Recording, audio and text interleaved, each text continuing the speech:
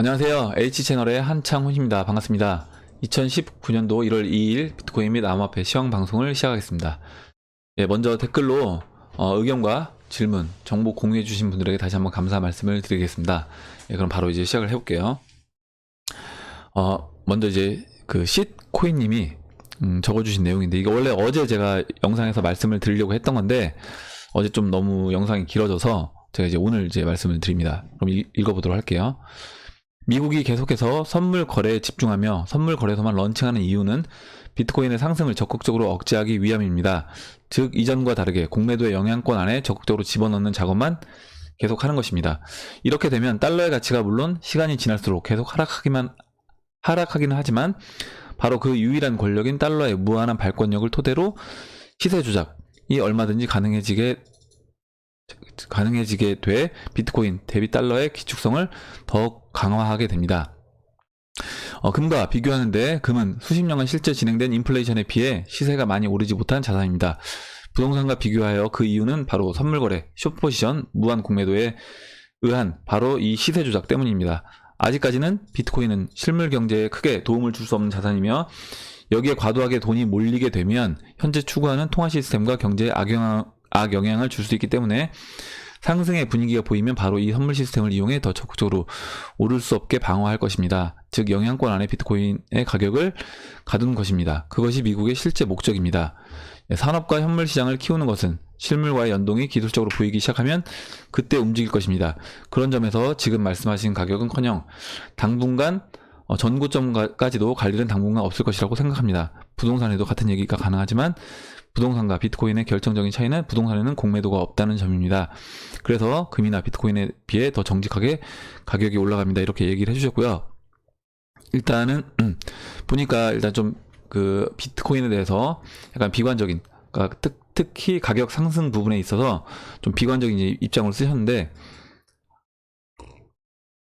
그러니까 제가 이제 어떻게 보면 제가 여러분들 이런 거예요. 그러니까 나는 이런 것 때문에 이 암호화폐를 못 믿겠다 라고 하시면 그 부분에 대해서 이제 써주시면 아마 이제 여러분들이 궁금해 하시는 거, 그리고 이런 부분 때문에 내가 암호화폐를 나는 못 믿겠다 하는 부분에 대해서 이제 여러분들이 저 말고도 다른 분들이 이제 의견을 전 달아주실 거라고 보고 있습니다. 그래서 지금 쉿코인님이 좋은 내용을 써주셨고, 그 부분에 대해서 일단 뭐 저도 내용을 달았고 또 여러분들이 이제 내용을 달아주셨어요. 그래서 이제 뭐 긍정적인 시각님 같은 경우는 근본이제를 폐지하면서 배척해온 금은 어떻게 ETF 시장에서 그렇게 상승했을까요? 이렇게 이제 오히려 이제 질문을 다시 한번 해주셨고요. 그리고 지금 제가 읽다 보니까 글자 크기를 좀 크게 했는데 잠깐만요. 안 보이실 것 같아서. 그리고 이제 제가 읽다 보니까 일단 달러 가치가 그러니까 무한한 달러를 무한히 찍어낼 수 있어서 그 무한히 찍어내는 달러로 인해서 계속 매도를 치면서 돈으로 메꾸면 되지 않느냐. 이거는 어떻게 보면은 그 달러, 그러면서 이제 그 달러 가치로 무한한 발권력을 토대로 해서 달러가 다시 이제 기축통화가 강화된다. 저는 이거는 약간 아니라고 해요. 왜냐면 왜 그러냐면 달러를 계속 무한히 찍어내는데 이 달러의 가치가 계속 유지가 된다? 오히려 기축통화 역할을 계속 유지할 수 있다? 일단 저는 이 부분은 제가 이제 그때 답글 할 때는 이 내용은 말씀 안 드렸는데 제가 지금 보니까 일단 계속 발행되는 그 달러로 인해서 어떤 거를 예를 들어서 뭐 공매도를 치면서 그거에 대해서 내가 달러를 무한히 발행해서 막아내고 있다. 그렇기 때문에 기축통화 달러가 유지가 된다. 저는 이거는 좀 말이 맞지가 않는 거 아닌가 이렇게 생각을 하고요. 일단 근데 이렇게 뭐 보실 수 충분히 있다고 저는 생각을 합니다. 충분히 보실 수 있고 그 부분에 대해서 또 잠깐만요. 또 하나 더 써주셨는데 지금 시코이님이 또 다른 의견을 써주셨어요. 뭐냐면 달러의 패권에 도전할 수 없는 자산임이 명백해지자 ETF를 도입한 것으로 저는 봅니다. ETF로 상승하긴 했지만 금이 피크값을 찍은 것은 1970년대 말이고 실제 피크를 찍은 거는 이제 2013년도예요. 2013년도고 그 전에 아마 피크 찍었던 걸 얘기해 주신 것 같아요. 이 가격에 도달한 것은 40년이 지나서야 가능했습니다. 40년간 달러는 엄청나게 풀렸고 인플레이션은 엄청나게 진행됐습니다. 그럼에도 금값이 파생 상품까지 도입하였음에도 이 정도밖에 오를 수 없게 된 것은 공매도로 인한 시세 조작 외에는 설명할 길이 없다고 생각합니다. 공매도가 없는 자산, 부동산, 일반 물가에 비교하면 금은 실제로 거의 오르지 않았다고 봐도 되는 자산입니다. 공매도가 있더라고 하면 실물이 정확하게 연동된 시장인 미국 주식시장과 비교하면 금은 거의 오르지 않았습니다. 즉 실물과의 연계가 있던지 공매도가 없던지 둘 중 하나가 있어야 이제 비트가 갑니다. 이렇게 얘기를 해주셨고 이렇게 충분히 저는 생각하실 수 있다라고 봐요. 예, 실제 금값이 다른 어떤 자산에 비해서 상승률이 좀 적다라고 볼 수도 있고 뭐 또 어떤 자산에 비해서는 상승률이 또 그렇게 적은 것도 아니라고도 볼 수 있습니다. 그건 이제 기준을 어디다 두고 보느냐에 따라 다른 거고요. 지금 이제 부동산하고 일단 주식하고 보셨는데 주식도 또 망하는 주식도 많잖아요. 물론 그러니까 주식 시장이 전반적으로 이제 뭐 전체 다우 지수라든가 나스닥 지수를 보면 물론 이제 올랐는데 그 부분에 대해서 한번 뭐 비교해 볼 필요도 있을 것 같긴 하네요. 제가 이거는 지금 준비를 안 했는데 다음에 한번 다우 지수 상승률과 그 다음에 금 상승률을 한번 이제 비교를 해서 한번 제가 뭐 오늘 저녁 영상에라도 올리도록 하겠습니다. 일단 이렇게 내용은 써주셨고 이 부분에 대해서 이제 여러분들이 이제 의견을 달아주셨어요. 그래서 일단 지금 제가 그 에릭 유님이 이제 써주신 거를 간단하게 좀만 볼게요. 현 실물자산 시스템의 붕괴가 목표라면 시나리오는 어떻게 흘러갈까요? 금은 달러의 패권을 유지하는 시스템 하에서 그것을 붕괴시키거나 타격을 주지 않을 정도의 자금만 유입되도록 공매도 등으로 박스권에 묶어 놓았다면 현 실물자산 시스템 자체를 붕괴시키고 리셋하는 과정에서 암호화폐를 채택하는 거라면 금과는 다른 양상의 새로운 시나리오가 펼쳐질 것 같네요. 전 개인적으로 현 그림자 금융 세력이 달러의 패권의 끝을 보고 있고 달러를 통해 누렸던 특혜를 이어가기 위해 대안을 찾을 수밖에 없다는 점에서 리셋에 무게를 두고 있습니다. 물론 현재 등장한 비트나 리플이 아닐 수는 있지만 현금 없는 사회에서 더욱 높은 강도의 통제가 가능한 디지털화된 가치 저장 수단을 채택할 가능성을 높게 보고 있습니다. 예. 일단 에릭 유님이 써주셨던 것처럼 저도 이렇게 보고 있어요. 저도 이렇게 보고 있고 그 다음에 이제 CJ님도 의견을 써주셨고요. CJ님은 40년간 달러는 엄청나게 풀렸고 인플레이션은 엄청나게 진행됐습니다. 그럼에도 금값이 이제 파생상품까지 도입하였음에도 이 정도밖에 오를 수 없게 된 것은 공매도로 인한 시세 조작 외에는 설명할 길이 없다고 생각합니다. 공매도로 영향력 행사의 툴로 이용한다. 예. 느낌적인 느낌으로는 선뜻 동의하기 어려운 주장인데 이렇게 얘기해 주셨고 이거 이제 이 부분에 대해서 이제 제 의견을 이제 한번 말씀드릴게요. 일단 그 와사비님 의견도 한번 더 보도록 하겠습니다. 와사비님은 충분히 이제 저도 마찬가지예요. 그러니까 와사비님 써주셨고 저도 똑같은 의견입니다. 뭐냐면 이 시코이님이 얘기해주신 부분은 우리가 이제 충분히 한번 고민을 해봐야 된다라는 거예요. 이게 실제로 그 공매도 세력으로 인해서 이 암호화폐가 비트코인이 상승을 못할 수도 있기 때문에 그 부분에 대해서 실제 우리가 한번 확인을 해볼 필요가 있다, 생각을 해볼 필요가 있다라고 보고 있습니다. 대신 이제 여기서 한 가지 얘기를 해주신 건 뭐냐면 부동산은 공매도가 없다고 했는데 이걸 이제 한번 찾아보셨대요. 그래서 보니까 지금 이제 미국 시카고 선물 CME에 지금 부동산 관련된 이런 상품이 있다라는 겁니다. 그래서 다우존스 리얼 에스테이트 퓨처스에서 이런 부동산 실제 숏을 칠 수 있는 상품이 있고 현재 이제 부동산 선물 같은 경우는 2월물 가격이 이제 $296 이렇게 되고 있다고 합니다. 그래서 실제 이제 부동산에도 어떤 선물 거래를 이용해서 숏 포지션을 취할 수 있다라고 얘기해 주셨고요. 일단 지금 선물 거래소만 런칭을 하고 있다라고 했는데 지금 벡트 거래소가 우리가 이제 벡트 거래소 얘기를 할 때 벡트 거래소가 선물 거래를 먼저 우선 내놓는다 라고 얘기했지만 실제 지금 현재 이제 뭐 바이낸스라든가 큰 거래소들 있잖아요. 뭐 비트맥스라든가 여러 거래소들이 있습니다. 바이낸스라든가 있는데 바이낸스 했죠 제가. 예. 코인베이스요. 이런 여러 거래소들이 있는데 그런 거래소들 같은 경우 어떻게 보면 실질적으로 자신들이 물론 그 안에서 거래소 안에서 비트코인끼리 거래되는 거는 아마 그거는 제가 봤을 때는 나중에 정산을 해서 실제 이제 부족한 부분만 자신들이 더 매입을 한다거나 아니면은 이제 자신들이 보유한 양이 너무 많다고 하면 뭐 매도를 한다거나 이렇게 할 거로 보고 있습니다. 그러니까 이제 다른 거래소와 어떤 전송을 한다거나 아니면 그 거래소에 돈을 맡겨놓은 사람들이 출금을 했을 때 그 부분에 대해서 필요한 부분을 콜드월렛에서 빼서 다시 거래소로 옮긴 다음에 다시 고객들이 원하는 그런 주소로 이제 보내주겠죠. 그렇게 하는데 결과적으로 뭐냐면 선물 거래소만 있다는 것은 아니다. 선물 거래소만 있는 게 아니라 실제 현물이 거래되고 있는 거래소들이 어떻게 보면 선물 거래소보다 더 많다. 훨씬 더 많은 거고요. 그리고 선물 거래소가 출시된 건 이제 작년 말이었고, 물론 작년 말에 선물 거래소가 출시되고 그때부터 이제 이 비트코인 가격이 하락했기 때문에 야, 선물 거래가 출시가 되면서 하락을 하니까 선물 거래로 인해서 비트코인 상승을 막고 있는 거 아니냐 이렇게 보실 수 있는데 그거는 그 당시 예를 들어서 만약에 2017년도 말 기준으로 보면 그 세력 입장에서 봤을 때는 이 가격대는 높은 가격이다 라고 보면 당연히 선물을 이용해서 매도 포지션을 세력 입장에서는 취할 수 있는 거고요. 지금 만약에 세력 입장에서 봤을 때 뭐 차트상 아니면 비트코인의 어떤 가치상 여러 가지를 비교해 봤을 때 지금은 비트코인이 싼 가격대다 라고 하면 당연히 세력 입장에서도 여기서 숏을 치는 것보다는 롱을 치는 게 훨씬 더 유리하다는 겁니다. 숏 쳐서 먹을 수 있는 거는 예를 들어서 뭐 3,780달러인데 그럼 내가 숏 쳐서 최대한 먹을 수 있는 거는 숏 한 개당 3,780달러인데 내가 만약에 여기서 비트코인 상승하기 시작해서 뭐 10,000달러, 20,000달러 가면 내가 이제 물어줘야 되는 그 비용은 거의 어떻게 보면 비트코인 가격이 멈추지 않고 계속 상승한다라고 하면 무한인 거예요. 그렇기 때문에 그 세력 입장에서 봤을 때 분명히 그 리스크를 한번 고려를 해봐야 된다. 그렇다라고 하면 지금 이렇게 약간 가격이 낮은 채널상 낮은 구간에 있는 데서 숏을 그러니까 대량으로 숏 매도를 하는 거는 저는 쉽지 않을 거다라고 보고 있습니다. 그리고 벡터 거래소 이제 질문 아까 좀 있다가 다른 분도 이제 그 질문을 해주셨는데 뭐냐면 이거예요. 벡터 거래소가 그 전에 선물 거래소랑 차이점은 뭐냐? 현물로 거래되는 거랑 그리고 그냥 정산만 해서 돈으로 주고받는 거랑 제가 지난번에 한번 이거 설명을 드렸던 적이 있는데요.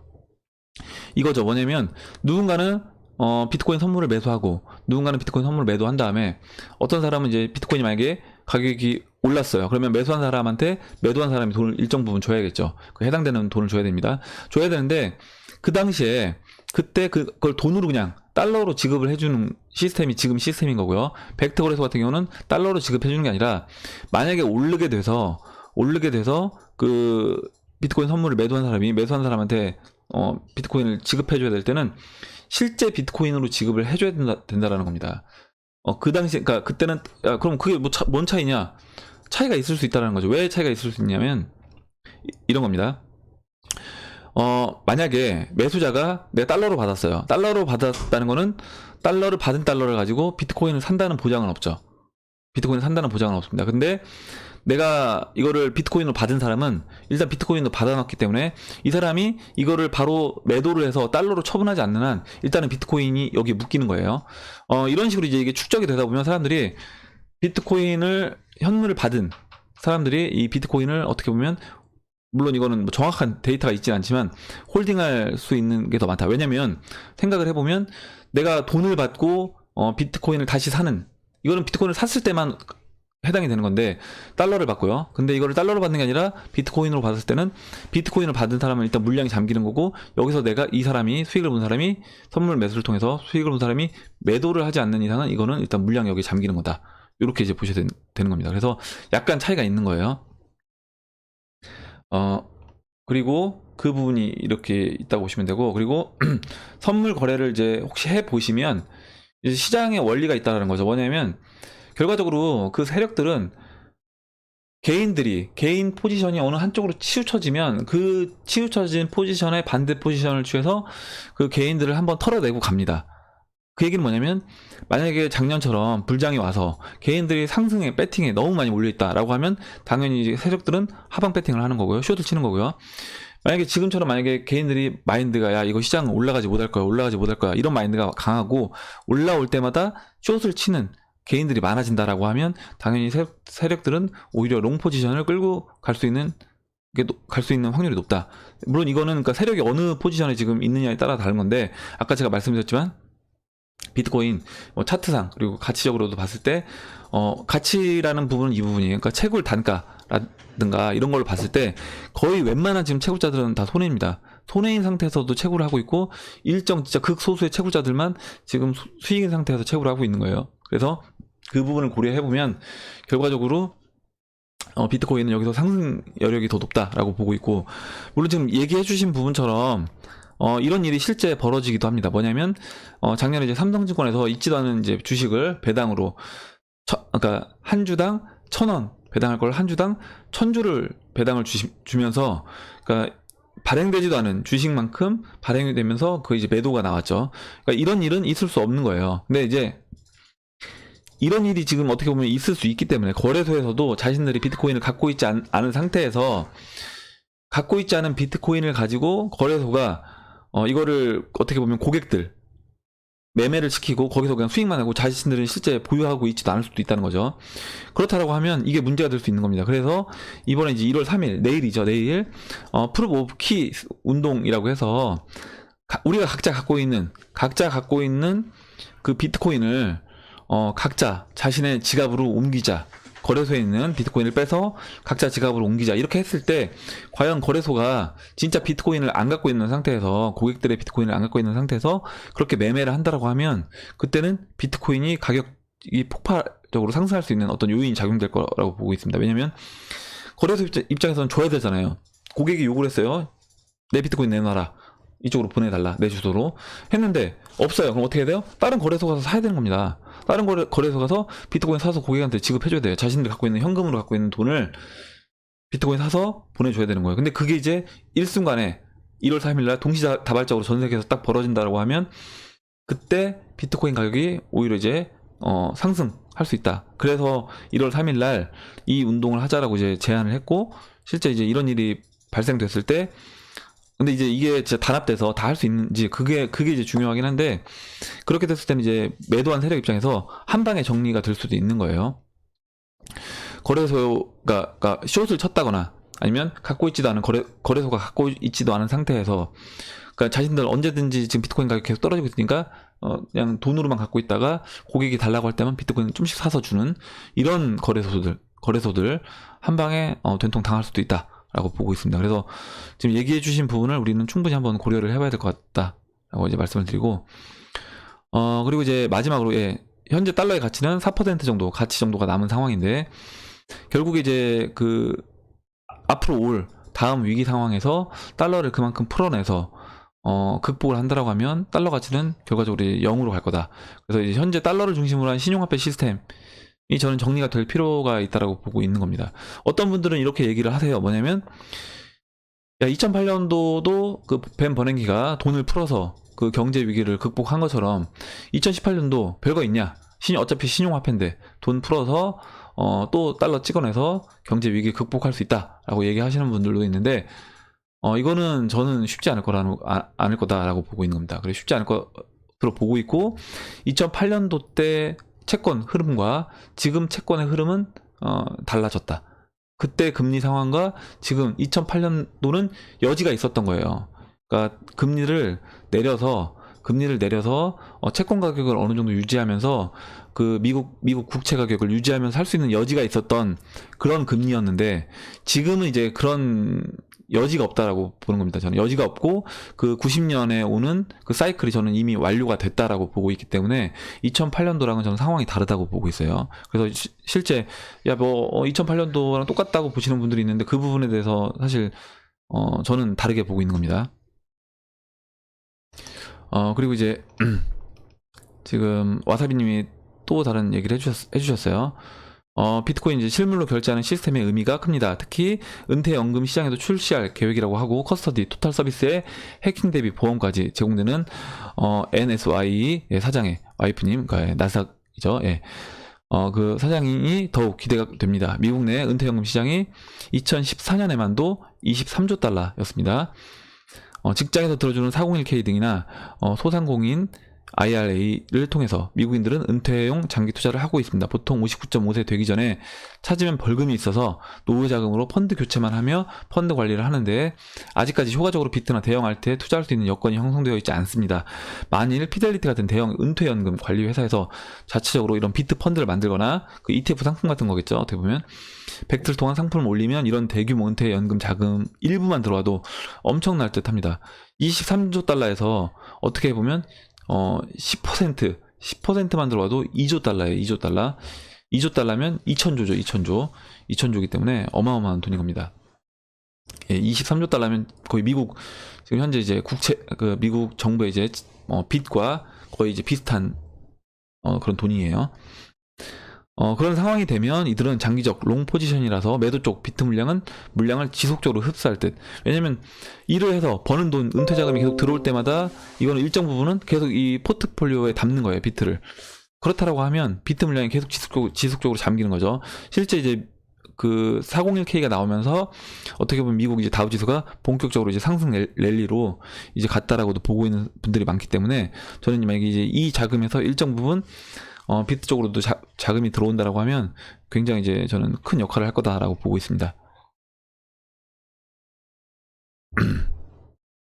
예, 그래서 이제 유동 비트에 대한 어떤 진공 청소기 역할을 할 수 있다. 그리고 유동성에는 오히려 이제 단점이나 가격에는 장점이다. 이렇게 얘기를 해주셨습니다. 예, 이렇게 얘기해 주셨고, 예, 그리고 마지막으로 이제 요것만 읽어드리고 이제 정리를 할게요. 시코인님이 마지막으로 이제 본인의 이제 의견을 달아주셨기 때문에 이 부분도 이제 같이 한번 보도록 하겠습니다. 일단 금 선물의 경우는 이미 시세 조작에 대해서 많은 상당 부분 인정하는 이제 글들을 본 적이 있으시다고 하고 저도 그 부분은 이제 본 적이 있습니다. 그리고 충분히 뭐 가능한 얘기로도 보여요. 왜냐면 미국이 자신들이 보유하고 있는 금도 얘기해주지 않잖아요. 어떻게 보면 그렇기 때문에 미국 입장에서는 자신들이 갖고 있는 금을 노출시키지 않기 위해서, 그리고 금을 만약에 금 가격을 올렸을 경우에 그리고 그 금을 내놓으라고 하면 그걸 줄 수가 없잖아요. 그렇기 때문에 어떻게 보면 금 가격을 인위적으로 눌러놓고 계속 어떻게 보면 하고 있는 게 아닌가, 그렇게도 볼 수 있는 겁니다. 그리고 이제 비트코인을 두고 이루어지는 거래량의 상당수가 현물이 아닌 미국의 비트맥스 선물 거래소의 비중이 15%라는 점. 이거는 레버리지 물량이 이제 많다. 그래서 이제 뭐 이런 거는 생각할 수 있습니다. 충분히 생각할 수 있는데, 이거는 제가 봤을 때 아까 말씀드린 부분에 이제 제 답변이 있는데 뭐냐면 결국 세력이 어떤 포지션을 취하느냐가 전 더 중요하다고 본다. 세력이 어떤 포지션을 취하느냐가 더 중요하다고 본다라는 부분이고, 이 점과 미국이 CME, CBOE에 그치지 않고 또 벡트라는 선물 거래소 런칭을 준비한다는 점. 왜 현물을 서두르지 않고 선물만인가에 착안해서 다소 이제 비관적인 입장에서 생각해 봤습니다. 그래서 실제 이런 뭐 대형 거래소들이 이런 걸 준비한다고 하지만 실제 저는 지금 있는 거래소들은 현물 거래소인 거다라고 이제 보시면 될 것 같습니다. 그리고 이제 대신 그 부분에 대해서 얘네가 실제 고객들이 갖고 있는 비트코인을 다 보유하고 있는지에 대해서 제도화가 필요하다. 규제를 해서 이거를 확인할 필요가 있다는 거죠. 고객들 자산이 비트코인이 예를 들어서 10만 개면 그 거래소가 10만 개 이상의 비트코인을 실제 보유하고 있는지 이거를 어떤 제3의 기관, 뭐 금융감독원 같은 그런 기관에서 체크를 해줄 필요가 있다라고 하면 저는 이 부분은 오히려 긍정적인 역할로 작용할 거라고 보고 있습니다. 그리고 선물 거래 이상의 무언가, 이것이 어떻게 실제 경제와 어떻게 연결 지을 수 있을지, 안티들이 말하듯 아직까지는 이걸로 소비나 구매에 쓰기도 어렵고 기업 활동에 직접 투자할 수도 없는 자산 형태입니다. 이에 대한 해답이 명확히 나오지 않는 이상 시장은 움직이지 않는다고 보고 있습니다. 이렇게 충분히 저는 생각할 수 있다라고 보고 있고, 그래서 이제 다른 의견도 이제 받아들여서 본인 의견도 수정하고 이제 참고하겠다고 해주셨습니다. 그래서 저는 지금 이 시트코인님이 써주신 이런 글이 굉장히 좋은 글 같아요. 왜냐면 이 암호화폐를 투자하고 있는 우리들도 다시 한번 생각을 해보고, 우리가 이제 놓치는 부분이 분명히 있을 수 있다라는 거죠. 그 놓치는 부분들을 서로 체크를 하면서 좀 보완하고, 우리가 만약에 이 부분에서 놓치는 부분이 있으면, 아까 어떻게 보면 그 프루프 오브 키 운동, 그 운동도 이런 부분에서 어떻게 보면 차관이 돼서 이런 우리가 각자 자신의 비트코인을 자신의 지갑으로 옮기자라고 하는 운동이 이제 벌어지고 있는 거기 때문에 이 부분을 우리가 충분히 이제 한번 고려를 해볼 만한 그런 의견이었습니다. 예, 그래서 좋은 내용을 써주셔서 같이 한번 쭉 여러분들이 이제 이렇게 이제 어떻게 보면 건전하고 생산적인 토론이 저는 굉장히 좋은 것 같아요. 이렇게 읽어봤습니다. 읽어봤고 그러면 이제 오늘 내용부터 오늘 이제 읽어볼 내용부터 제가 이제 읽어보도록 하겠습니다. 예.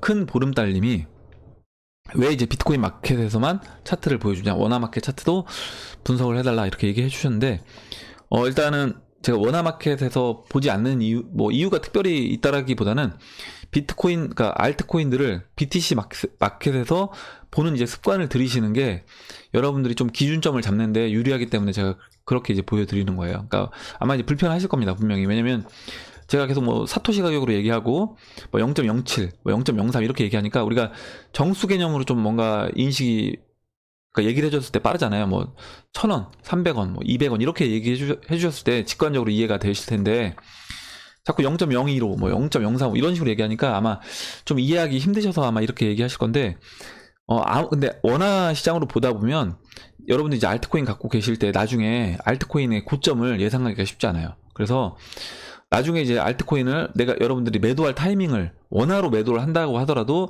원화로 매도할 타이밍을 잡으실 때 이게 이 정도면 내가 비싼 가격에 파는 건지 적절하게 파는 건지 이거를 하시기 위해서는 BTC 마켓을 보는 습관을 이제 들이시는 게 좋고요. 마찬가지로 이제 저점 잡을 때도 BTC 마켓을 보고 저점을 잡아서 매수하는 게 유리하다. 왜냐면 원화로 보면 야, 이 정도면 충분히 싼데라고 해서 들어갈 수 있는데 그때부터 더 빠지는 거죠. 왜냐면 이제 BTC 마켓에서는 아직 저점이 아니라고 하면 더 빠질 수 있는 겁니다. 그래서 그 부분들을 여러분들이 이제 좀 더 이 암호화폐 시장에 좀 적응되기 편하게, 그러면 이제 좀 시간이 걸리시더라도 BTC 마켓 보는 습관을 저는 들이시는 게 좋다라고 이제 말씀을 드리겠습니다. 예, 그렇게 넘어갈게요. 그리고 다음 이제 송기봉님이 그 중국 위안화 관련돼서 이제 내용을 써주셨는데 읽어보도록 하겠습니다. 위안화 관련 문제인데 2015년, 14년, 15년 이제 소로스 공격 이후에 중국은 위안화 환율 바스켓을 세분화하여 달러와 헤지펀드 공격에 대비한 것으로 알고 있는데 정확히 어떠한 바스켓 설정 변화를 주어 달러 변동에 의한 위안화 환율을 방어한 건지 좀 설명을 해달라고 하셨는데 저도 달러 바스켓이 정확하게 어떻게 되는지 몰라서 제가 검색을 해봤어요. 일단은 제가 이제 계속 방송에서 말씀드렸던 건 뭐였냐면 그 위안화 공격을 막기 위해서 이제 중국이 약 1조 달러의 어떤 외환 보유고를 사용을 했다라는 거, 1조 달러의 외환 보유고를 사용을 했습니다. 그리고 그러니까 인민은행에서 이제 적극적으로 개입을 해서 사용을 했던 거고요. 그때 이제 효과적인 하기 위해서 이제 추가적으로 환율 바스켓을 세분화했는데 11개 통화를 늘리고 달러랑 엔화는 오히려 이제 비중을 줄였어요. 그 당시에. 그래서 새로 추가된 11개 통화에는 원화를 비롯해 남아프리카 공화국, 랜드화, 멕시코 페소화, 터키 리라화 등 이렇게 해서 총 바스켓 통화는 24개로, 그러니까 11개를 추가해서 24개로 이제 늘렸다는 겁니다. 그래서 뭐냐면 우리가 결과적으로 외환 보유, 그리고 특히 달러를 보유해야 되는 게 뭔가 이제 수입을 할 필요가 있잖아요. 그러니까 각국 자국에서 다 모든 거를 생산하고 소비하면 사실 달러도 필요 없습니다. 필요 없는데 그게 이제 불가능하기 때문에 결국 무역을 통해서 우리나라보다 더 싸게 생산할 수 있는 나라에서 수입을 해와야 되는 거예요. 그렇기 위해서는 그 나라에서 이제 받아줄 수 있는 돈이 필요하고 그게 이제 어떻게 보면 이제 기축통화인 거죠. 그래서 그 돈이 필요한 건데 결과적으로 이제 중국이 그럼 달러랑 혹시 모를 이제 달러랑 뭐 엔화 비중을 좀 줄이면서 다른 통화들, 왜냐면 그 나라에서는 그 나라 돈을 받을 것이기 때문에 각국 통화들의 비중을 늘림으로써 이 부분에 대해서 좀 준비를 했다 라고 얘기를 하고 있고, 이제 일부 헤지펀드가 배팅을 포기한 것도 뭐 있다고 하더라고요. 그러니까 위안화 약세 배팅을 중간에 이제 손실을 보고 포기를 했는데 또 일부는 카일바스 같은 사람은 계속 지속적으로 위안화 약세 배팅을 하고 있는 것으로 제가 지난번에 기사에서 이제 보여드렸습니다. 그래서 뭐냐면 1997년에 그 IMF 당시에 제가 그 국가부도의 날 영화에서 보면 이제 미국이 우리나라가 위기에 몰렸을 때 우리나라가 주변국들한테 돈을 이제 빌릴 것을 알고 미리 이제 다 얘기해놓죠. 주변국들한테 니들 돈 빌려주지 말아라. 돈 빌려주지 말고 만약에 한국이 찾아오면 그냥 우리가 빌려주지 말라고 얘기했다고 하고 어떻게 보면 거절해라 이런 식으로 해서 실제 이제 거절을 우리가 당했습니다.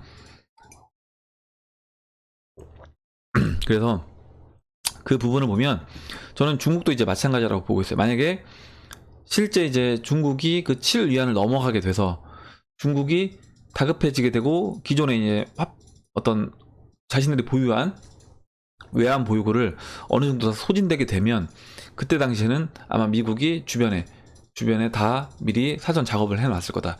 그 사전 작업이라는 건 뭐냐면 그 친중 국가들은 이미 위안 그 각국 화폐들을 약세로 다 몰아놨잖아요. 몰아놓은 상태에서 거기서 한 차례 더 이제 밀어붙이면 아마 그 나라들은 자기 앞가림도 하기 힘들기 때문에 중국이 도와달라고 해도 도와주기 쉽지 않은 상황이 될 거다라고 보고 있습니다. 그리고 그 나라 화폐들도 같이 약세로 뛴다고 하면 거기서 어차피 이제 되는 부분은 중국이 그걸 다 커버하기는 쉽지 않을 거다라고 보고 있습니다. 그래서 이제 이 부분에 대해서 지금 이제 위안화 차트가 잠시만요. 예, 위안화 차트를 잠시만요.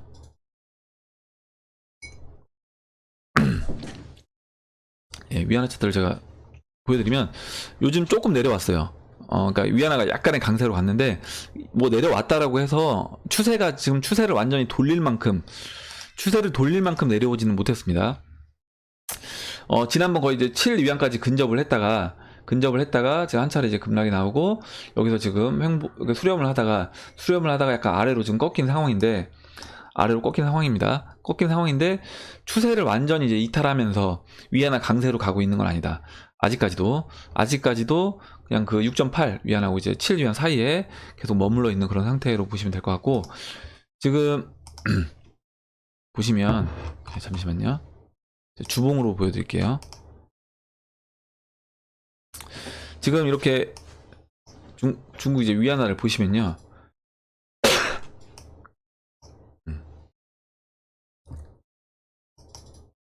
네, 이거는 이제 중국의 외환 보유고입니다. 외환 보유고인데 지금 보시면 14년 아까 이제 조지 소로스가 이제 공격했을 때부터요. 조지 소로스가 14년, 15년 공격을 했어요. 조지 소로스와 그 헤지 펀드들이 같이 2014년도부터 위안화 약세 배팅을 하고 공격을 했습니다. 그러면서 중국이 이제 외환 보유고를 4조 달러 정도 되던 외환 보유고를 1조 달러 정도를 이제 풀면서 이제 막았어요. 그러니까 거의 4분의 1을 25% 가량을 풀어서 지금 막은 겁니다.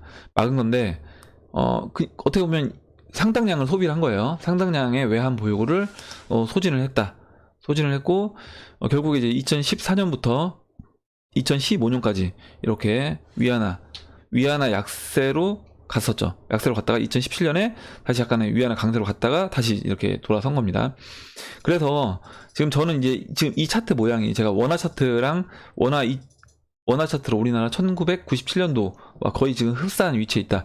그래서 이제 7위안이 넘어가면 저는 굉장히 이제 중국은 그 위안화 약세가 가속화될 거라고 이제 보고 있는데요. 지금 이런 거예요. 뭐냐면 그 위안화 이 약세 배팅을 하고 실제 위안화가 약세로 갔고 일정 부분 중국이 외환 보유고를 25% 가량 되는 외환 보유고를 풀면서 막긴 했지만 제대로 못 막았다. 그러면 앞으로 어떤 흐름을 이어갈 것인지 우리가 이제 저는 한번 생각을 해볼 수 있다는 겁니다. 그래서 저는 중국 입장에서 일단 계속 말씀드리지만 어제 그 무슨 교수님이었죠? 성균관대 교수님이었나? 이제 중국이 이제 결국에 이길 거다라고 얘기해 주셨는데 저는 결국에 이제 저는 중국이 이기는 게 쉽지 않을 거라고 보는 게 결국에 이 돈에 대한 흐름을 미국의 금융 세력이 금리 인상을 통해서 결국에 이제 위안화를 약세로 몰아넣을 수 있는 그 열쇠를 갖고 있는 그 금융 세력이기 때문에 중국 입장에서 미국을 이기는 것이 저는 쉽지 않을 거라고 이제 보고 있는 겁니다.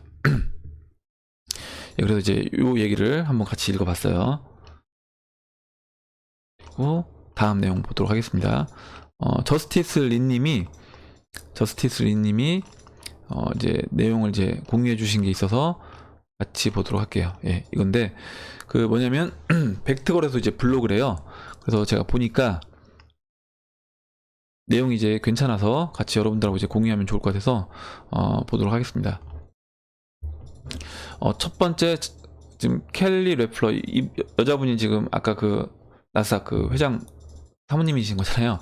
첫 번째 자본금 인상 완료 이렇게 해서 지금 내용을 간단하게 이제 보면 디지털 자산의 미래를 믿고 12개 파트너 및 투자자 100만 천만 억 달러 그러니까 1820억 달러입니다. 1820억 달러.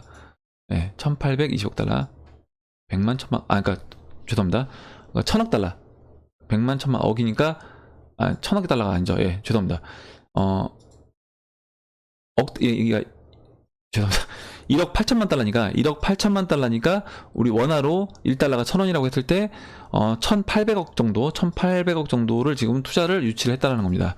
그래서 첫 라운드를 완료했다. 일단 그리고 그 첫 라운드 투자자로서 이제 우리가 이제 들어봤던 보스턴 컨설팅 그룹, 그리고 CMT 디지털, 이글7, 그리고 갤럭시 디지털, 골드핀치 파트너스, 뭐 이렇게 여러 개 회사들이, 이렇게 펜테라 캐피탈도 있고요. 마이크로소프트의 벤처 캐피탈, 뭐 암도 있고, 이렇게 여러 회사들이 있다. 라는 부분이고요.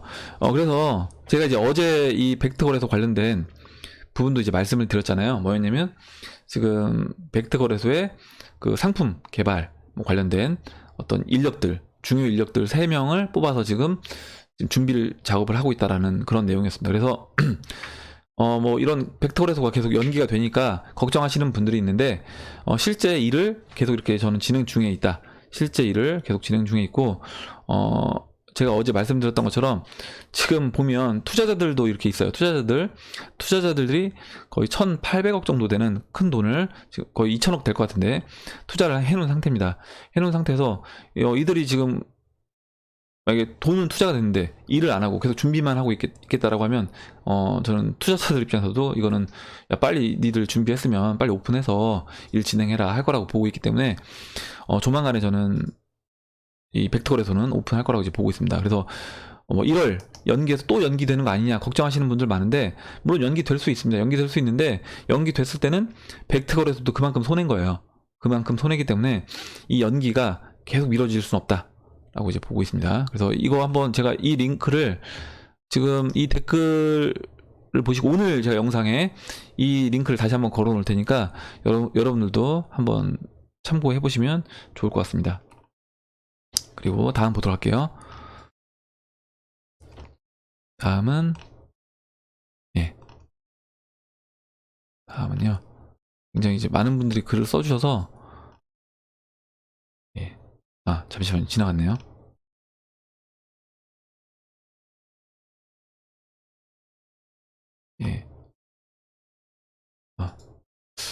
제가 이거를 여기 있네. JSH님입니다. JSH님인데 일단 제가 이거는 뭐냐면 지금 나노레저 지갑에 코인을 보관해놨는데 이거 에어드랍 받을 수 있느냐 이 질문이시고 그 다음에 예를 들어서 비캐시 하드포크로 SV를 에어드랍을 해줬는데 나노레저 지갑에 보관했던 비캐시도 SV 에어드랍을 받을 수 있는지요 이렇게 물어보셨고 거래소처럼 자동으로 그냥 지갑에 넣어놓으면 SV가 자동 생성되었나요? 이렇게 질문을 해주셨는데 제가 예전에 이거 아마 이 부분에 대해서 와사비님이 답변을 달아주셨던 것 같아요. 어떤 분이 질문을 해주셔서 그래서 제가 이제 기억으로는 뭐냐면 바이낸스로 옮겨놓으면 바이낸스에서 그 비트코인 캐시를 자동으로 이제 BSV를 생성을 해주고 해줬다. 그래서 대신 그걸 하기 전에 소량을 옮겨놓고 소량을 먼저 옮겨서 테스트 해보시고 BSV가 생성이 되면 그때 나머지 물량도 옮겨서 하셔라 이렇게 얘기를 해주셨습니다. 그래서 일단 근데 제가 제 기억으로 답변을 드려서 제가 직접 해본 게 아니기 때문에 정확히 맞는지 몰라서 다시 한번 말씀을 드렸어요. 혹시 와사비님이 이 부분에 대해서 그때 답변을 해주셨다라고 하면 혹시 만약에 틀렸다라고 하면 그러니까 맞으면 그냥 답변 안 해주셔도 되고 틀렸다라고 하면 다시 한번 답변을 해주시면 감사하겠습니다. 그리고 다음에 이제 노부장님이 써주셨는데 뭐냐면 비트코인 ETF가 승인이 되면 다른 알트코인은 어떻게 될까요? 같이 올라갈 것 같긴 한데 다른 알트코인들도 전고점을 넘을 수 있을까요? 이렇게 질문을 해주셨습니다. 만약에 뭐 ETF 승인이 되고 그다음에 이제 시간이 지나서 비트코인이 전고점을 넘어가게 되면 알트코인들도 전고점을 넘어갈 수 있느냐 라는 부분에서 일단 지금 알트코인들은 대부분이 BTC 마켓에서 전 저점 근처에 있습니다. 전 저점 근처에 있고 여기에서 만약에 비트코인이 전 고점인 2만 달러를 넘어가고 넘어간 상태에서 만약에 알트코인들이 BTC 마켓에서 자신들의 어떤 전고점 위치 근처까지만 가준다고 하면 저는 마찬가지로 알트코인들도 대부분 알트코인이 원화 달러 기준으로 전고점을 넘어갈 거다라고 보고 있습니다. 다만 예를 들어서 개발을 아예 안 하고 있거나 아니면 뭐 스캠으로 어떤 문제가 됐거나 하는 코인들은 아무리 이제 시장이 전고점을 넘어간다라고 하더라도 상승할 수 없을 거다. 그렇다라고 하면 여러분들 그런 코인들은 되도록이면 빨리 정리를 해서 차라리 믿을 수 있는 코인으로 이제 바꾸는 게 좋겠죠. 그러니까 이런 거예요. 뭐 스캠 설이 계속 나오고 있어요. 스캠 설이 나오고 실제 아니면 스캠 발표가 됐어요. 근데도 가격은 유지가 되고 있어요. 그럴 수 있는 겁니다. 그러면 저는 그거를 오히려 유지가 되고 펌핑도 될 수 있어요. 제가 갖고 있는 코인 중에서도 개발을 아예 안 하고 있어요. 제가 그러니까 뭐 아예 이제 이 시장에 대해 개념이 없을 때 그때 샀던 코인인데 개발을 아예 안 하고 있는 걸로 알고 있습니다. 근데도 펌핑은 돼요. 펌핑은 되는데 펌핑 될 때마다 어떻게 보면 그냥 그건 정리를 해야 되는 겁니다. 야, 펌핑 되니까 이거 앞으로 전고점 넘어가서 상승할 거야 라고 생각하지 마시고 그런 코인들 개발을 아예 안 하고 있는 코인들은 그냥 정리하시는 게 속 편하다. 손해를 보셨다고 차라리 그걸 정리하셔서 비트라든가 이더를 갖고 계시면 그 코인들이 여러분들 나중에 상승해서 원화 시장에서 고점을 넘어가게 되면 여러분이 그 알트코인 해당 뭐 스캠 알트코인을 원화로 이제 샀었을 때 그 가격 대비는 수익으로 나올 수 있다라고 저는 보고 있습니다. 예, 그렇게 이제 말씀을 드리고 예, 다음 이제 와사비님이 이제 내용을 써주셨는데 아까 이제 그 뭐죠? 쉿코인님이 써주셨던 내용하고 좀 비슷한 부분이기도 해서 한번 같이 이 부분만 읽어볼게요. 그리 길지 않기 때문에 달러의 가치가 암호화폐로 옮겨진다면 그들의 목표는 낮은 가격에 대량으로 매집하여 암호화폐의 패권 세력이 되는 것. 선물 시장에서 특정 금액에서 숏을 치고 예, 은밀하게 대형 채굴장으로부터 정해진 가격으로 비트 공급 계약을 1년 동안 공급받으면서 해징하면서 낮아진 비트 현물을 매집해서 세력화 준비해왔다는 가상의 시나리오 가능하다고 보여집니다. 예, 그래서 비트 현물을 매집해서 뭘 할까요? 이렇게 얘기해 주셨는데 이제 이 내용을 제가 이제 설명을 드리면 뭐냐면 이런 거죠. 그러니까 지금 선물 매매를 해보신 분들은 충분히 이제 아마 마사비님 글 보고 이해하실 수 있는데 또 이제 이해를 못 하실 수 있는 분들도 계셔서 제가 좀 설명을 드리면 일단 전고점에서 매도를 쳐요. 매도를 치고 대형 채굴 세력과 미리 이제 계약을 해놓습니다. 계약을 해놓은 상태에서 야, 니들 물량을 내가 이 가격에 받아줄게. 예를 들어서 지금 뭐 3,700달러긴 하지만 야, 내가 니들 가격을 내가 7,000달러, 8,000달러에서 다 받아줄게. 이렇게 얘기를 하고요. 아니면 뭐 10,000달러가 될 수도 있고요. 이렇게 얘기를 한 다음에 그 다음에 대량으로 매도를 치는 겁니다. 그럼 야 그럼 뭐하러 그렇게 하냐? 거기서 매도를 치고 뭐하러 얘네들이 그런 대형 채굴장하고 계약을 맺느냐? 그런 리스크가 있는 겁니다. 뭐냐면 매도를 쳤어요. 내가 만약에 2만 달러에서 매도를 쳤는데 가격이 막 갑자기 더 올라가요. 어떤 더 큰 세력이 들어와서 그 가격을 끌어올립니다. 끌어올리고 실제 나중에 비트코인 가격이 자신들이 생각했던 가격보다 더 올라가게 되면 그 선물 고점에서 2만 달러라고 고점에서 생각해서 매도 쳤던 세력도 버티지 못할 수 있다는 거예요. 그래서 그들도 그 부분에 대해서 해징을 하기 위해선 어떻게 하냐면 앞으로 그 대형 채굴장에서 나올 물량을 사전에 어떻게 보면 우리 밭대기 한다고 하잖아요. 배추밭 미리 이제 어느 정도 가격을 책정해서 그 선물이 사실 그 개념이거든요. 그래서 미리 사는 겁니다. 미리 10,000달러에 다 살게 하고 얘기를 하고 그 채굴장 입장에서도 야 얘네들이 돈 있는 애들이기 때문에 이거 가격을 앞으로 뺄 거라고 하니까 자신들도 마이너스 나면서 채굴하기 싫잖아요. 그렇기 때문에 그리고 아직 미리 나온 코인이 미리 지금 채굴돼서 나온 건 아니기 때문에 미래에 채굴돼서 나올 거잖아요. 그렇기 때문에 야 그러면 차라리 우리도 그냥 안전하게 10,000달러 얘네들한테 넘기자 라고 사전에 서로 조율이 될 수 있다는 겁니다. 우리 배추 농사 하시는 분들이 내년 배추값이 얼마가 될지 몰라서 만약에 대형 마트에서 뭐 이마트라든가 뭐 신세계에서 이마트 신세계죠. 거기서 와가지고 야 니들 배추 이거 10,000평 여기 있는 배추 우리가 다 살게. 대신 한 포기당 뭐 5,000원. 근데 이제 배추 장사 입장에선 작년에 10,000원이었어요. 그러면 생각을 해보겠죠. 10,000원인데 5,000원? 아, 안 팔래. 그랬는데, 만약에 그 다음에 배추 농사가 너무 많아져서, 배추 값이 1,000원이에요. 그러면 그 사람은, 야, 그 당시 5,000원에 이마트에서 산다고 할 때 계약 맺을 걸. 이렇게 되는 겁니다. 그래서 그런 경험을 농사를 짓는 분들이 하게 되면, 당연히 차라리 안정적으로, 야, 5,000원이면 우리가, 뭐 2,000원, 3,000원 남길 수 있으니까, 이거를 넘기자, 이 가격에. 이렇게 이제 할 수 있는 겁니다. 그래서, 그런 용도로 이제 선물 계약이라는 게 나온 거기 때문에 지금 이제 마사비님이 그런 부분에서 이제 얘기를 해주신 거예요. 그래서 미리 어떻게 보면 대형 채굴장과 그런 금융 세력이 서로 짜고 지금 이 가격을 이렇게 서로 안전하게 서로 짜고 치고 이렇게 가격을 뺐을 수 있다.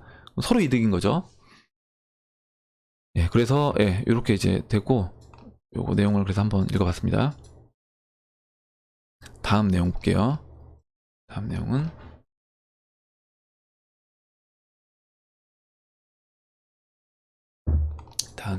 김도규님이 이제 써주셨는데요. 그 이제 고스머니를 보셨대요. 그래서 그 이제 어떻게 보면 고스머니를 본 후기를 이제 써주셨습니다. 읽어볼게요. 주요 내용은 내가 큰돈 벌어보려고 투기를 했다. 그러다 손해보고 이꼴났다. 라고 본인의 무지 또는 한탕주의를 자랑하는 방송이었습니다. 단 눈여겨볼 만한 내용은 이제 가상화폐란 말을 쓰지 않고 암호화폐를 쓴다는 점이 새로운 관점으로 접근하고 있는 것이 아닌가 싶었습니다. 제가 오늘 아침에 어떤 유튜버 분이 올렸는데 40대 가장이시래요. 근데 암호화폐로 돈을 다 날리셨다는 거예요. 돈을 몇 억 원의 돈을 다 날리셨는데 그분 같은 경우 보니까 돈을 다 날리신 거에서 잘못된 투자법이 있었더라고요. 뭐냐면 막 ICO에 돈을 들어가고요. 근데 ICO로 들어갔는데 얘네가 ICO하고 거래소 상장도 안 하고 그냥 없어진다던가 아니면 무슨 채굴기 그때 이제 한창 가격이 비싸니까 채굴기를 산다고 해서 돈을 2억 원을 보냈는데 그 채굴 장비를 못 받았대요. 그래서 돈을 떼었다는 거예요. 그러니까 뭐냐면 어떻게 보면 그러면서 이제 자기가 다 해봤는데 결국에 암호화폐는 돈을 벌 수 없는 거다 라고 얘기하시는 겁니다. 내가 모든 투자를 암호화폐 웬만한 건 다 해봤는데 암호화폐로 돈 벌 수 있는 건 없다 라고 얘기하시는 거예요. 그래서 그런 분들 그러니까 어떻게 보면 이 지금 고스머니 나온 것도 손해보는 사람들 얘기만 들어보면 그렇게 보일 수 있다는 겁니다. 근데 제 주변에는 이 암호화폐 시장에서 진짜 몇백억에서 뭐 몇천억까지 번 분들이 있어요. 그러면 그런 분들 입장에서 봤을 때는 나는 돈을 벌었는데 이렇게 이제 된다는 거죠. 그러면 결과적으로 뭐냐면 돈을 번 사람도 있고 돈을 잃은 사람도 있는 겁니다. 그래서 내가 돈을 잃었으니까 이 시장은 절대 돈을 못 버는 시장이야 이렇게 생각하시면 안 되는 거고 그럼 내가 왜 돈을 못 벌었을까 내가 왜 돈을 손해를 봤을까 생각을 해보셔야 된다는 거죠. 차라리 거래소에서 ICO가 아니라 거래소에서 그냥 비트코인하고 이더리움을 샀어요. 그냥 난 진짜 모르니까 비트코인만 뭐 빗썸이든 업빗이든 들어가서 비트코인만 고점 2,500만 원에 샀다라고 하자고요. 2,500만 원에 예, 좋아요. 제가 뭐 2억 5천 가지고 10개를 샀어요. 그러면 비트 10개 갖고 있는 겁니다. 물론 지금 말도 안 되게 손실을 본 상태죠. 85% 까였습니다. 까였지만 그래도 어찌됐든 비트코인 10개는 그대로 들고 있는 거예요.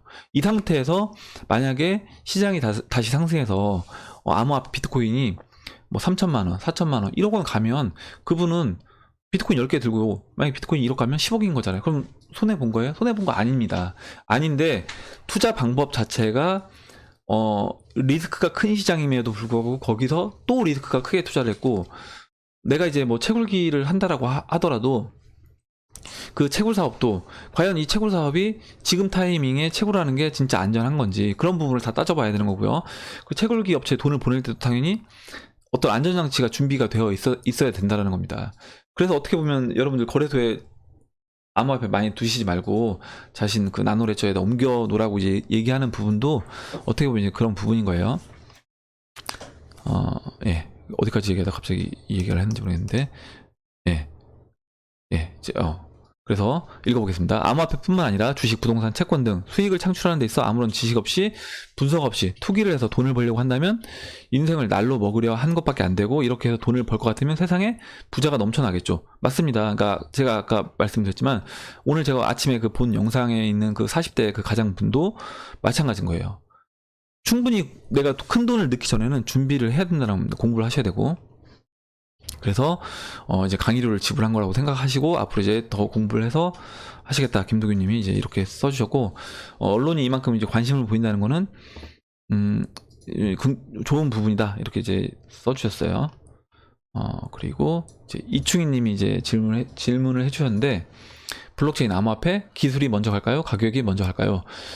일단은 저는 가격이 먼저 갈 거라고 이제 보고 있습니다. 그 이유는 뭐냐면 가격이 먼저 가서, 물론 작년에 가격 상승도 이 시장이 발전하는데 충분한 어느 정도 일정 부분 역할을 했다라고 보고 있는데, 가격이 먼저 충분히 상승을 해서 그 상승된 가격 돈에서 일정 부분 그 돈이 기업들로 이제 들어가죠. 물론 거기서 손해를 보는 분들도 있고 뭐 돈을 버는 분들도 있을 겁니다. 있지만 그 돈이 다시 들어가면서 기술 발전은 저는 일어나갈 거다.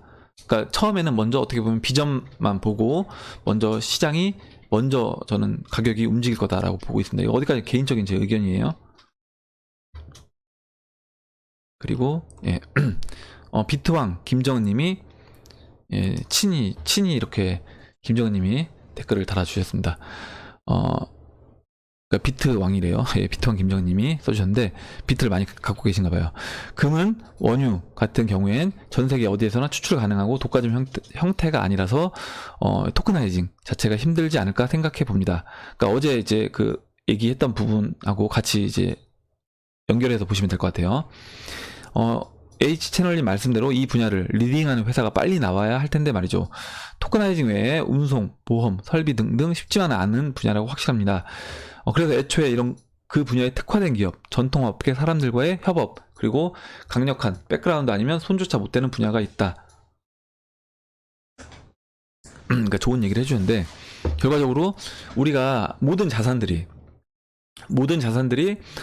이게 토큰화 되려고 하면 특히 이런 거죠. 이미 주식시장에 있는 게 토큰화가 되려고 하면 어떻게 돼야 되겠어요? 만약에 일반 어떤 개인 벤처 회사가 주식시장에 있는 모든 주식을 토큰화해서 우리가 거래소를 만들겠습니다 이렇게 얘기하면 사람들이 그래 그렇게 해 이렇게 안 된다는 거죠. 왜냐면 믿지 않는다는 겁니다. 그래서 결과적으로 이런 시장들은 기존에 강력한 백그라운드가 있는 시장들, 그런 업체들이 참여를 해야 된다. 저는 이제 그게 결국에 벡트 거래소라고 보고 있는 거예요. 벡트 거래소는 나스닥 회장님이 어떻게 보면 만드는 거잖아요. 그래서 이거는 진짜 강력한 백그라운드가 있는 거죠. 나스닥 회장이 자신들이 이미 나스닥이라는 거래소를 만들어서 운영을 하고 있는데 이거를 토큰화 하겠다. 여기서 토큰화된 거래소를 만들고 앞으로 5년 안에 이런 식으로 더 옮겨가겠다라고 하면 이거만큼 확실한 게 어디 있겠습니까? 그러면 아마 거기에 상장되는 회사들도 당연히 다 토큰화돼서 넘어갈 거라고 이제 보고 있는 거죠. 그래서 굉장히 이제 좋은 얘기를 해주셨어요. 예, 친히 이렇게 해주셔가지고 예, 감사드리고, 다음에 김태환님이 이제 써주신 내용을 읽어보겠습니다. 김태환님도 좋은 내용을 써주셔서 같이 한번 읽어볼게요. 요즘 벡트는 세간의 관심과 기대를 많이 받고 있습니다.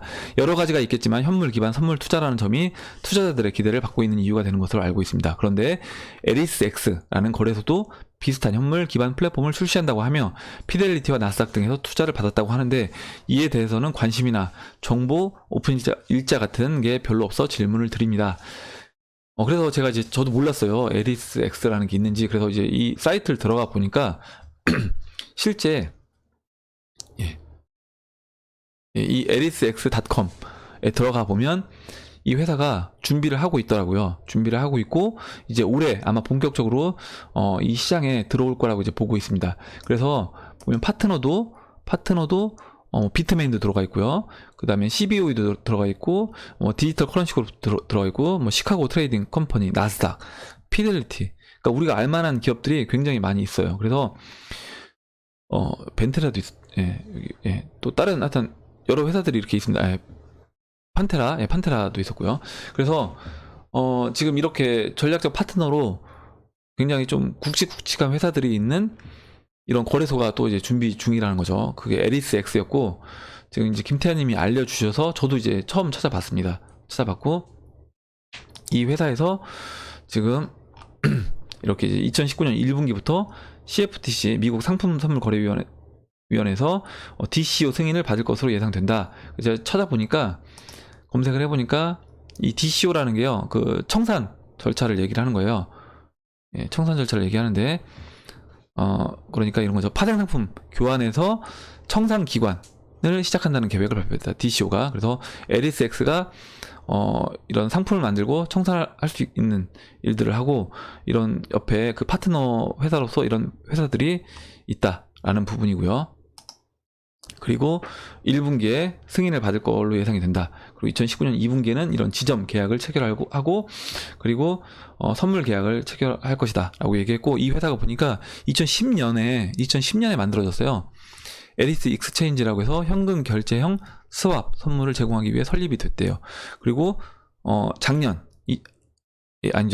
벌써 이제 2017년 3분기에 이사회에서 디지털 자산에 중점을 하자라고 승인을 해서 지금 이제 CFTC를 통한 파생 상품 청산 기구를 위한 이런 에리스X 파일을 준비했다라고 합니다.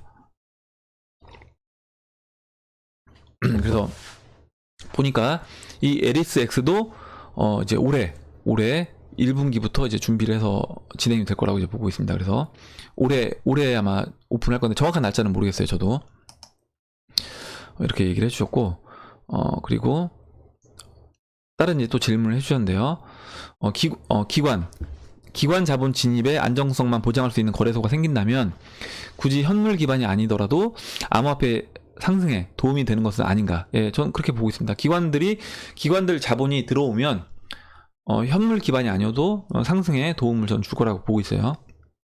그리고 기관의 진입이 무조건 상승을 이끌 것인가, 이 부분은 제가 말씀드렸는데, 일단 ETF 상품 구성 자체가 일단 그 펀드로 물론 하방 포지션, 그러니까 인버스 상품들이 있을 수 있습니다. 근데 인버스 상품보다는 일단 그 현물을 보관해서 어떤 포트폴리오를 구성해서 그런 상품들이 훨씬 많기 때문에 상승 요인으로 더 작용될 여지가 크다. 그리고 아까 이제 그 와사비님이 얘기해 주셨던 그런 뭐 연기금들이 이제 사는 그런 포지션 같은 경우는 지속적으로 돈이 들어오면 들어올 때마다 매입을 하는 구조이기 때문에 분명히 이제 자금 유입이 있을 수 있다는 거죠.